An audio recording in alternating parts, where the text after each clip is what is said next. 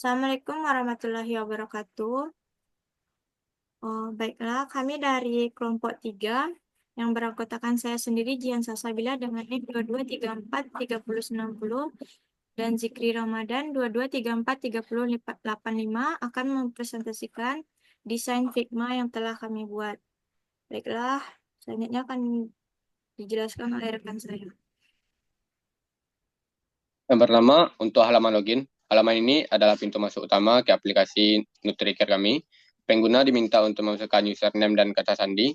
Terdapat dua tombol utama, yaitu login untuk masuk dan daftar untuk membuat akun baru. Di bagian bawah terdapat pilihan login alternatif yang menggunakan akun Google dan Facebook, yang memudahkan pengguna yang tidak ingin mengisi data secara manual. Tautan lupa kata sandi juga tersedia untuk membantu pengguna yang mengalami kesulitan saat login. Berikutnya, halaman daftar. Halaman ini digunakan oleh pengguna baru untuk membuat akun di aplikasi NutriCare. Formulir pendaftaran meminta input seperti username, nomor telepon, email, kata sandi, dan konfirmasi kata sandi. Tujuannya adalah untuk memastikan bahwa akun yang dibuat aman dan bisa diverifikasi. Setelah semua data diisi, pengguna bisa menekan tombol daftar untuk menyelesaikan proses regis. Untuk ketiga, halaman lupa kata sandi. Jika pengguna lupa kata sandi, mereka bisa mengakses halaman ini. Formulir ini meminta untuk pengguna memasukkan email atau nomor telepon yang terdaftar. Setelah dikirim, sistem akan mengirim OTP untuk verifikasi. Setelah OTP dimasukkan, pengguna bisa membuat kata sandi baru dan menekan tombol daftar untuk menyimpan kata sandi baru. Selanjutnya, halaman beranda. Setelah berhasil login, pengguna diarahkan ke halaman utama, yaitu beranda. Di sini aplikasi menyambut pengguna dengan nama penggunanya dan menampilkan status pencapaian program bantuan dalam bentuk bar progres visual. Selain itu, ditampilkan jumlah stok makanan siang dan susu yang tersedia. Ada juga informasi penerima program bantuan seperti balita dan ibu hamil, serta jadwal pemberian bantuan. Navigasi di bagian bawah layar memungkinkan pengguna untuk berpindah ke halaman formulir, histori, atau profil. Yang kelima, formulir anak sekolah. Formulir ini digunakan untuk mendata penerima bantuan dari kalangan anak sekolah.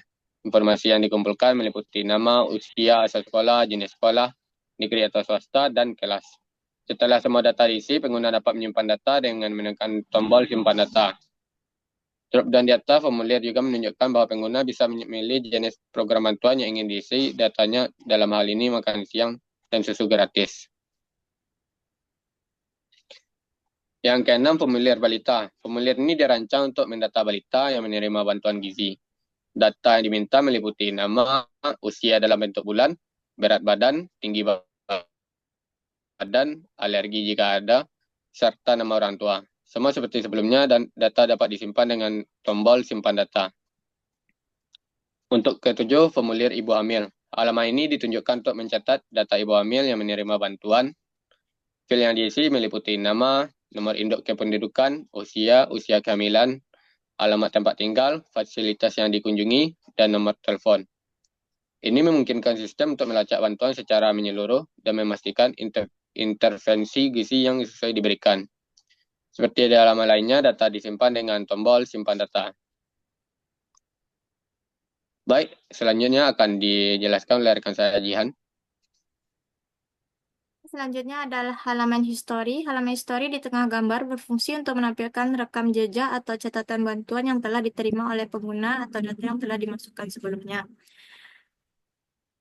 Form ini menunjukkan bahwa sistem mendukung pengarsipan dan pelacakan data historis. Tampilan form histori terdiri dari beberapa kar atau blok kosong yang nantinya akan terisi dengan informasi seperti nama penerima, jenis bantuan, waktu input data, dan status penyaluran. Dengan adanya halaman ini, pengguna dapat melihat kembali data-data yang telah mereka input tanpa perlu mengakses ulang setiap formulir. Fitur histori sangat penting dalam konteks transparansi dan monitoring. Bagi petugas atau admin, ini memungkinkan mereka untuk mengetahui bantuan mana yang sudah disalurkan dan mana yang belum. Selain itu, dengan melihat histori, pengguna juga dapat menghindari duplikasi data dan mengetahui progres penerima manfaat secara real-time. Baiklah, selanjutnya ada halaman profil. Halaman ini menampilkan informasi profil pengguna yang sedang login ke dalam aplikasi.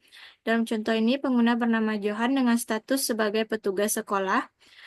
Field lainnya yang ditampilkan antara lain adalah nomor telepon dan email. Halaman ini juga menyertakan fitur untuk mengedit data profil, terlihat dari ikon pensil yang bertuliskan edit di sebelah foto profil pengguna. Foto profil berbentuk lingkaran dengan posisi sentral di bagian atas memberi kesan profesional dan personalisasi. Setiap informasi personal ditampilkan dalam kotak yang rapi dengan label berwarna hijau menjaga konsistensi branding aplikasi. Fungsi utama halaman ini adalah memfasilitasi pengguna dalam memperbarui atau mengoreksi informasi mereka. Ini penting karena data seperti nomor telepon dan email digunakan untuk komunikasi dan notifikasi dari sistem. Selain itu, status pengguna, misalnya petugas sekolah, kadar posyandu, atau admin desa, dapat berpengaruh pada hak akses atau fitur yang tersedia dalam aplikasi. Berikutnya, di sini kita akan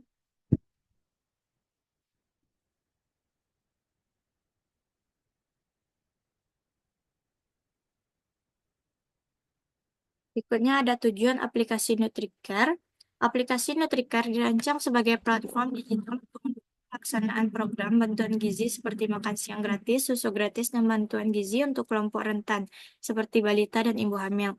Tujuan utamanya adalah membantu pemerintah, sekolah, dan tenaga kesehatan dalam melakukan penyaluran bantuan secara terstruktur, efisien, dan akuntabel.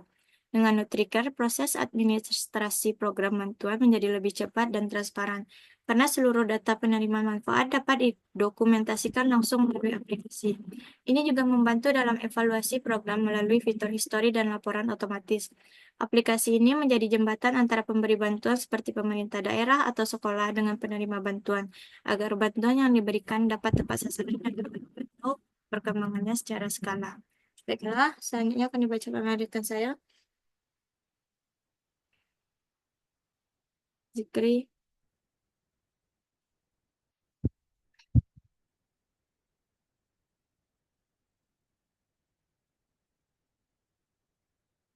Selanjutnya ada fungsi utama NutriCare.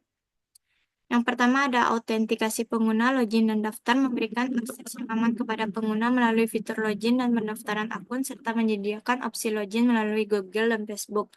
Yang kedua, pendataan penerima bantuan, menyediakan berbagai formulir untuk mendata kategori penerima bantuan seperti anak sekolah, balita, dan ibu hamil, lengkap dengan informasi yang diperlukan. Yang ketiga, dari riwayat bantuan atau histori, menyimpan dan menampilkan histori bantuan yang pernah diterima oleh pengguna atau yang telah diinput oleh petugas, sehingga mempermudah pemantauan dan pelaporan. Ada beranda informasi, menampilkan informasi penting seperti stok makanan dan susu, target pencapaian program, serta jadwal penyaluran bantuan secara ringkas dan visual. Yang kelima, manajemen profil pengguna, memungkinkan pengguna melihat dan memperbarui data pribadi mereka, termasuk nama, status, misal petugas sekolah, nomor telepon, dan email. Yang keenam, ada pemantauan capaian program, memberikan grafik atau indikator visual untuk memantau progres pencapaian program, serta presentasi realisasi bantuan yang sudah disalurkan. Baiklah, sekian presentasi dari kami. Apabila ada kesalahan kata, mohon dimaafkan. Wabillahi taufiq wal hidayah. Assalamualaikum warahmatullahi wabarakatuh.